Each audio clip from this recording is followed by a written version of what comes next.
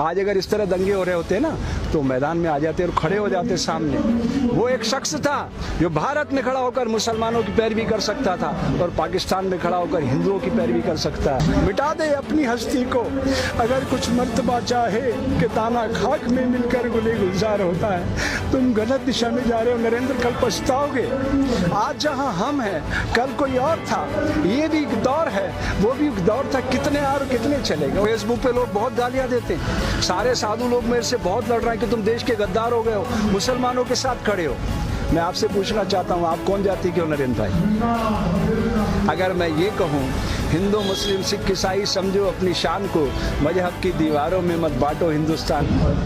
मेरा सपना था कि आप लोग एक दिन सत्ता में आओ, आप लोग आ गए, लेकिन इसके लिए तो हमने सपना नहीं देखा था। इसके लिए तो हमने अनगिनत झूठे मुकदमे सहन नहीं किए, इसलिए हमने अपनी बर्बादी नहीं सहन की। हम भी पाकिस्तान से आए थे देश विभाजन के समय। मेरे पूर्वजों को 5 किले जमीन मिली थी गुड़गांव में, उन्होंने नहीं ली। उनके सारे भाई गदर में मारे गए थे। मैं नहीं चाहता कि और किसी घर में ऐसा गदर हो। प्लीज आप मेरी भावना समझिए नरेंद्र भाई, आपने कोई बलिदान नहीं दिया देश के लिए, आपके घर से कोई मरा नहीं है। जिनके घरों में लाशें बिछती है ना, वो उस दर्द को जानते हैं। तो इस दर्द को समझिए नरेंद्र बाबू, इसमें आपका, मेरा, समाज का, देश का, मानवता का हित निहित है। आप भूल गए अपने धर्म को। राजनीति में शुचिता लाने के लिए मैं यहाँ खड़ा हूँ। मेरे को फेसबुक पे लोग बहुत गालियां देते हैं। सारे साधु लोग मेरे से बहुत लड़ रहे हैं कि तुम देश के गद्दार हो गए हो, मुसलमानों के साथ खड़े हो। मैं आपसे पूछना चाहता हूँ, आप कौन जाति के हो नरेंद्र भाई? अगर मैं ये कहूँ हिंदू मुस्लिम सिख ईसाई समझो अपनी शान को, मजहब की दीवारों में मत बांटो हिंदुस्तान को, तो मैं ठीक कर रहा हूँ? मैं देश को बांट रहा हूँ।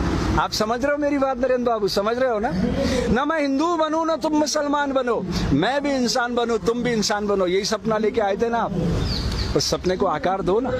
अभी कुछ नहीं बिगड़ा, 2024 में चुनाव है। 48 घंटे में रोज नाम तो बंद हो जाता है। पुलिस आपकी है, ये सारा देश आपका, सारा देश आपसे प्यार करता है। क्यों नफरत के बीज बो रहे हो आप?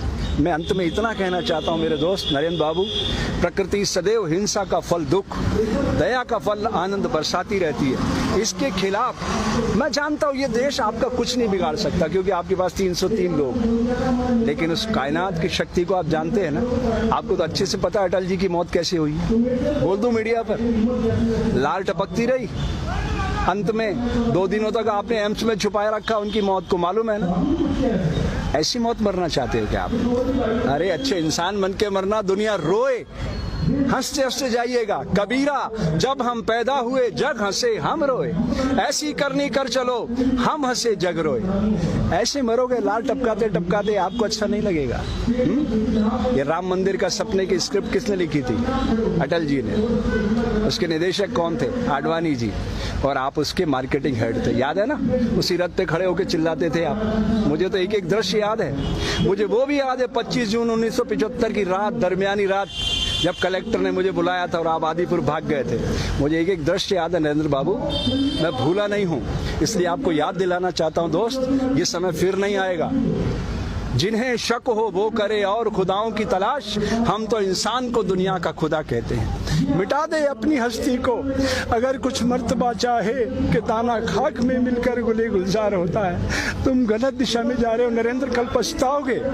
आज जहां हम हैं कल कोई और था। ये भी एक दौर है, वो भी एक दौर था। कितने और कितने चलेगा। वो डवाल कह रहा था, अजीत बाबू, क्या नाम है उसका तुम्हारा NSA वाला, क्या कह रहा था वो? इतिहास लिख रहे हो आप, ये और इतिहास शक्ति से लिखा जाता है। आप भूल रहे हो नरेंद्र बाबू। ये आंसू देख रहे हो ना, अहिंसा और सत्य के आंसू है। महात्मा गांधी, तुम्हारे जैसे लाखों करोड़ों नरेंद्र खड़े हो जाए ना एक पलड़े पे, महात्मा गांधी के समक्ष एक तिनका भी नहीं है। पता है क्यों? अहिंसा और सत्य को उन्होंने अपने जीवन में उतार लिया था। कितना भी अपमान किया, वो बैरिस्टर थे। तुम कितने पढ़े लिखे हो तुम्हें अच्छी तरह से पता है। वो बैरिस्टर थे, सारे कपड़े उतार कर तन पे लंगोटी लगाई और निकल पड़े देश के लिए। आज अगर इस तरह दंगे हो रहे होते ना तो मैदान में आ जाते और खड़े हो जाते सामने। वो एक शख्स था जो भारत में खड़ा होकर मुसलमानों की पैरवी कर सकता था और पाकिस्तान में खड़ा होकर हिंदुओं की पैरवी कर सकता, इसलिए महात्मा गांधी कहलाया।